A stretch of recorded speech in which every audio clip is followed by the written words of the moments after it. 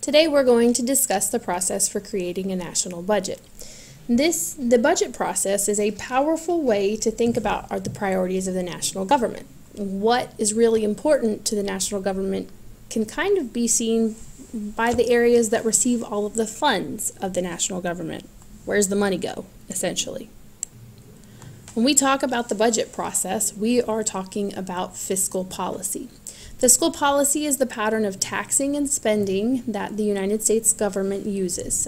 It also includes all of the money that they borrow as well. There are several important players in the process of creating the national budget for the United States. The House Ways and Means Committee and the Senate's Finance Committee, which are listed on the slide for you, are important because they write the tax codes that will determine the amount of money the government collects every year. The Appropriations Committee in both houses are going to determine how the money that the government has is spent. And who gets what money. So the appropriations committees are very important and they're very influential because essentially they're the people that are handing out cash. The House and the Senate budget committees and the Congressional Budget Office review the proposed budget and determine whether or not it's practical, it's something that would actually make sense. The Congressional Budget Office is, by the way, a nonpartisan nonprofit agency that just functions to provide statistics, information, and unbiased research for members of Congress.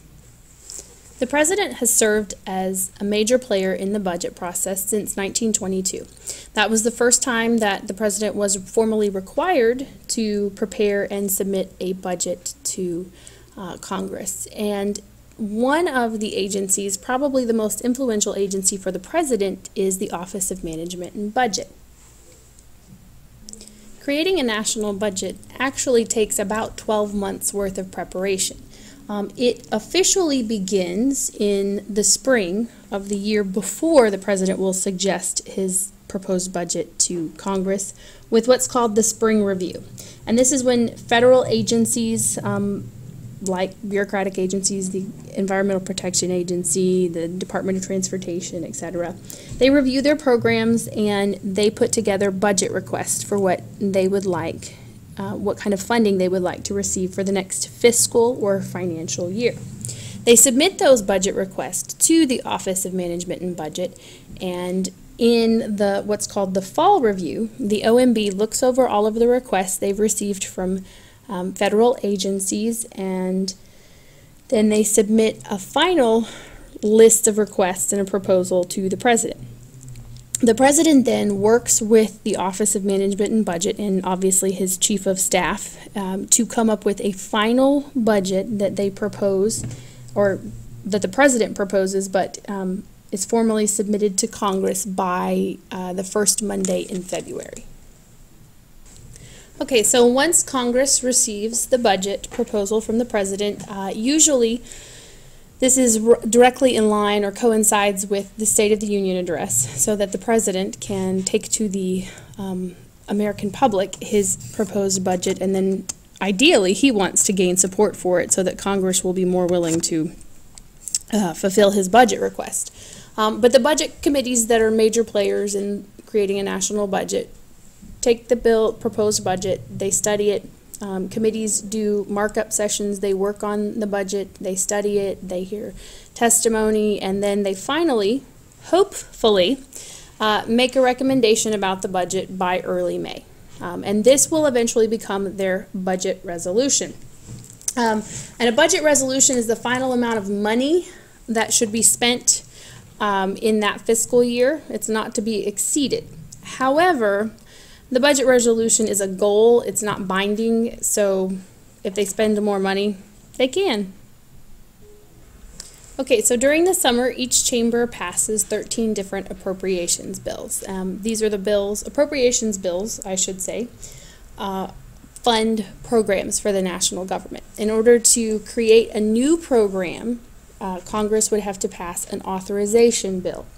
Authorization bills allow for spending to create discretionary programs or if there are changes to entitlement programs. So examples of entitlement programs would be Social Security, Medicare, Medicaid. If those changes are made to those programs, they also require an authorization bill. Reconciliation bills can be used to reconcile or basically explain away or reconcile changes made to other federal programs. So ideally, once the House and the Senate pass those appropriations bills over the summer, they send the bills to the President, and hopefully the President signs those bills into law. So once Congress passes a budget, each chamber has to then pass a budget reconciliation resolution. What does that mean? That's where they explain what they meant to spend and what they actually spent. So the fiscal or financial year for the national government lasts from October 1st through September 30th of the following calendar year.